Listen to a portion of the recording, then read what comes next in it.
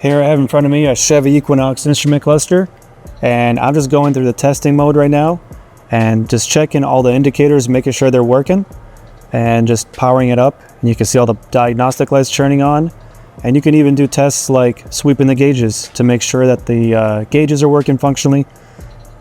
You can see that all the gauges are moving. For some vehicles, you can even see all the information such as the mileage is stored on here, the VIN number, part number. So if your sticker's washed off, it's another way you can actually access the part number is by reading it, and it will display on the active information on your OBD2 diagnostic scan tool.